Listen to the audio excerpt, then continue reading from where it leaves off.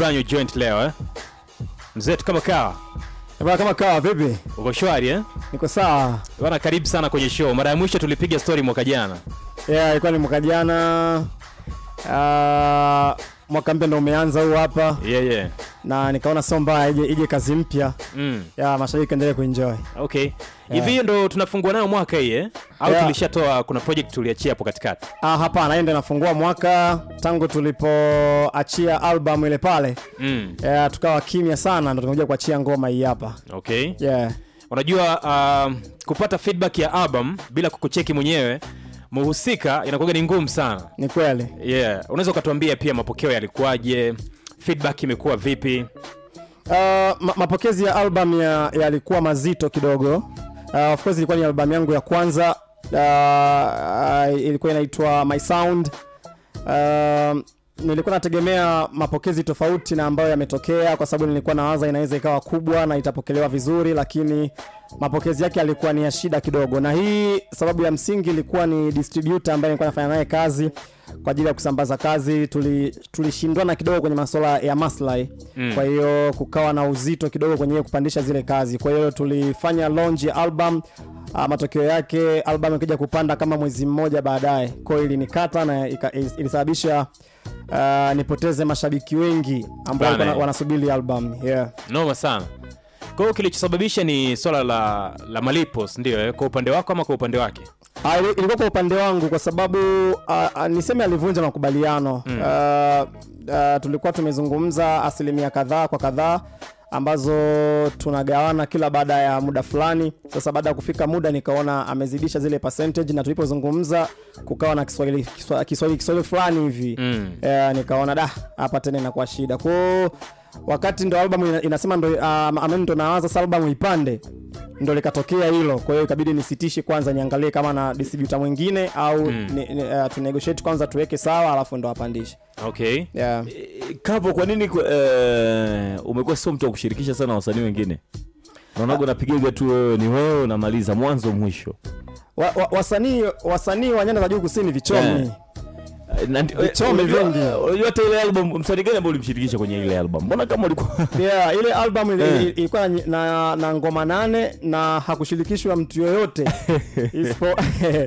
isipokuwa producer tu ndo alibadilika, producer mmoja tu. Kwa nini? Kwa sababu nilidhani anatosha kunipa nguvu na kuipush album. Kimambo niona kama anatosha yani. Okay. Kwenye collaboration na wasanii wenzio imekaeje hapo? Bado nilikuwa siamini wasanii kutoka Njombe. Yani nilikuwa naamini bado tuna kazi ya kujifunza kabla ya kushirikisha kwenye ngoma, kwa sababu mimi ni mtu ambaye niko makini sana ninapoandaa kazi. Yani huwa natumia nguvu kubwa kuandaa kazi, nadhani kuliko hata masuala ya promotion. Yani kuandaa kazi unatumia nguvu kubwa sana. Kwa hiyo sasa ikishakuwa unatumia nguvu kubwa na wasanii wetu nyanda za juu kusini tena tantalila nyingi badala ya kazi, inakuwa sio. Ngoja kwanza, nini kilitokea mpaka unasema wasanii wa nyanda za juu kichome? Unakuta ni msanii tu wa kawaida, simaanishi mdogo, ni msanii mkubwa. Ameshapiga hatua kadhaa, lakini hawazi ile sanaa ya nyumbani ukilinganisha na maslahi yake.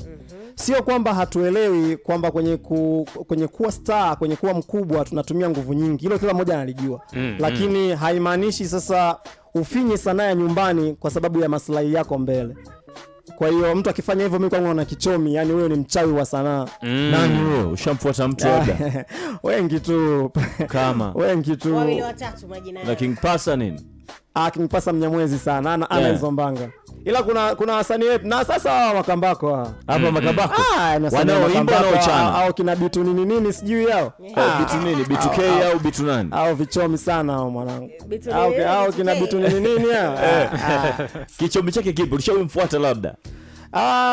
Sio kwamba nilimfuata kwa maana ya kutaka kolabo. Ila mimi nilimfuata kwa kutaka kupata njia, kwa sababu nilikuwa naamini yeye amekaa kwenye game zaidi ya miaka 10. Japokuwa kutoboa imekuwa ngumu, lakini ile experience yake tu kuwepo pale, lazima kuna njia nazifahamu ambazo mimi nahitaji kujifunza ili kupiga hatua. Ameshatoboa lakini. Kwani kutoboa ni kufanyaje? Hajatoboa kwa maelezo ya bado ili awe ametoboa mtu inabidi awaje. Anatakiwa tunasema ile A list ya wasanii awepo au B list, yani A list au B list, lakini mimi sasa ukiongea A list, B list, hata C list yenyewe bado simpi. Bado ya ipi sasa, kwa Njombe au kwa Tanzania? Ya Tanzania. Kwa Tanzania. Kwa Njombe lakini A list yupo. Kwa Njombe kwa sababu ni mkoa mpya sio mbaya. Okay. Inabidi uwe Tanzania, mimi sasa Tanzania. Yetu mzungumzie kitanzania zaidi. Tusizungumzie kwamba Tanzania bado haijamjua. Tanzania bado haijamjua na kwa muda ambao amekuepo kwenye game, ilitakiwa Tanzania iwe inamjua. Sio Tanzania tu, ilitakiwa hata angalau East Africa inamjua. Lakini bado tunapambana naye na bado anapambana na muziki wa kusini. Inamaanisha ni amefeli. Moja kati ya comment ambayo Jamie King, swala la King Pasa ambaye naye itabidi tumtafute. Moja kati ya washikaji ambao wameweka comment zao kuhusiana na King Pasa kushindwa kuachia video ambayo amemshirikisha B2K, ikisemekana B2K yuko busy sana. Ndugu yangu ulitoa maoni.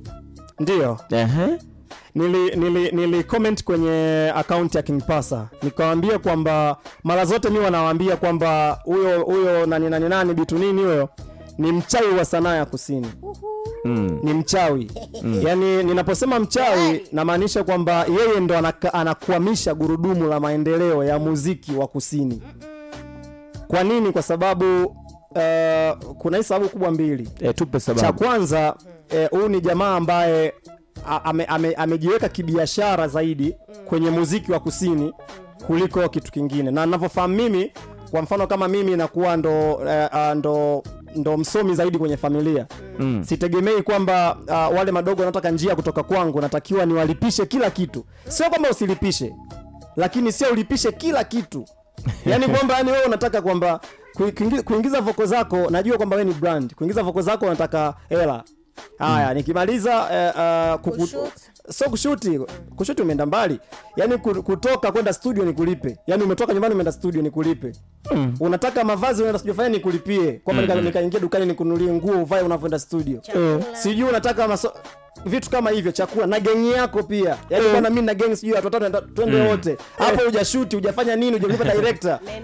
Huyo ni mchawi wa muziki wa kusini. Lazima tukubaliane. Kwa hiyo tunaamini kwamba kwa experience yako sasa ulitamani kufanya naye kazi, sawa? Hapana. Vipengele vyote vikaje hivi? Hapana. Sijawahi kutamani kufanya naye kazi.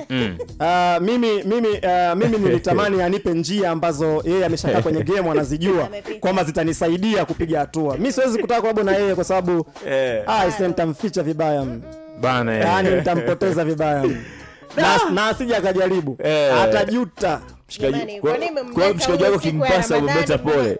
Tulia. Mmemleta siku ya Ramadhani, mimi nina maswali mengi. Sema nashindwa. Hamna, unajua maswali ni yataka kichonganishi hivi maswali yanataka unafiki kidogo. Ni yeye peke yake ama wako wengi? Wako wa style yake. Wa mtindo wake, hasa wasanii ambao wanaimba. Wapo wengine, lakini tubezi kwake. Japokuwa wasanii wa kuchana Wanyamwezi sana. Ngoja kwanza. Kwa ndugu yetu alikunyima kukupa hizo njia, ndio maana sasa hizi kidogo kama una jazba hizi, umepanic. Sina jazba wala sija panic, ila tu nisimuelewi. Simuelewi kwa sababu ingetokea kwangu peke yangu ningesema labda, lakini ishatokea kwa wasanii wengi wanalalamika. Kolabo nyingi ambazo wameshafanya zimetoka na zinatoka audio, watu wanashindwa kushoot. Sasa hii ni roho mbaya. Sababu gani ambapo subiri, ukifuatilia hao wasanii wengine ambao wamefanya kazi naye afu video wameshindwa kushoot, sababu kubwa ni wao au ni yeye? Ni yeye kujifanya star, mambo mengi kwamba niko busy, sijui leo niko wapi, kesho niko wapi. Lakini ninavyojua mimi yeye ni artist, anasema na management. Mimi sijui, lakini anasema na management.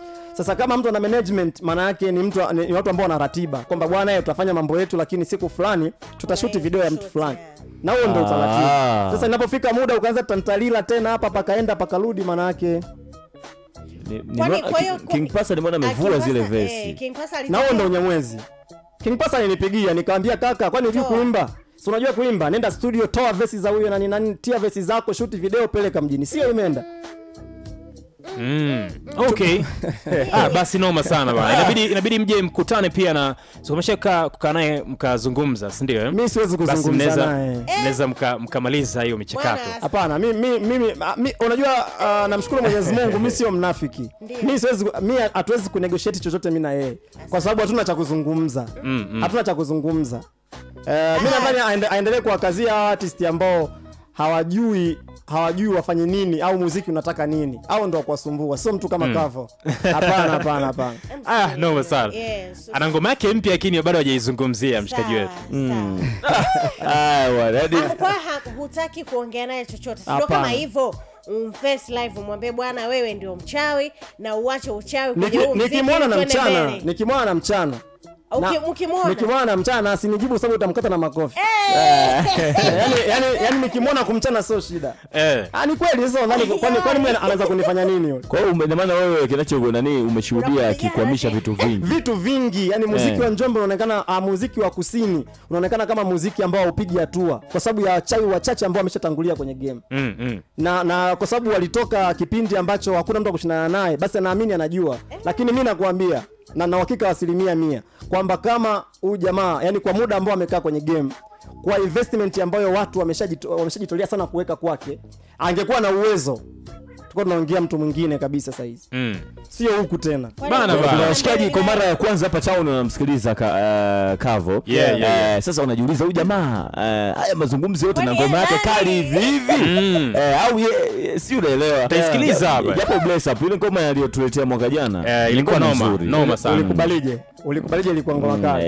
Ile ni ngoma nzuri. Sasa kwa mtu ambaye anakusikia kwa mara ya kwanza Kavo na unavochapa hivi, anasema huyu jamaa sije kawa anaongea hivi afu ngoma yenyewe aliyoleta leo mashabiki zao mashabiki wasio na wasiwasi wako mikono salama. Watashuhudia production nzuri, waandishi nzuri. Sasa hiyo inabidi tuisikize tukiwa tuna log out kabisa, si ndio? Okay. Kwanza goma tuambie linaitwaje, limefanyika wapi na nini, production na kila kitu. Okay, hiyo ngoma ambayo nimeileta leo hapa, ngoma inaitwa Catalina. Catalina inazungumzia masuala ya kimahusiano haswa. Aliyeifanya ni producer wa hapa mkoani, yeye yuko Njombe mjini, anaitwa Science Beats. Masuala ya guitar na hizo rolling na nini ikabidi isafiri kwa bwana mmoja anaitwa Neligunda, yeye yupo Kenya, zikapigwa hizo guitar, then mixing na mastering akafanya producer mmoja anaitwa Kona, yeye yuko Mafinga. Msubiri kwanza, zilitumwa au wewe ulisafiri kupeleka? Zinatumwa, ni project inatumwa. Inatumwa, inachapwa, inarudi. Kwa ni muunganiko wa Njombe, Mafinga na Kenya. Basi tufanye kitu hapa. Tufanye kitu. Kama vipi? Tuisikilize alafu atakuja kumaliza na mashabiki zake hapa. Kuna mashabiki wa Kavo unajua Mimi ndio nataka watu watutumie na comment kwamba oya huyu tumemsikia alivyokuwa anaongea kwa mara ya kwanza. Yaliomo yamo. Basi haina noma. Okay, Katarina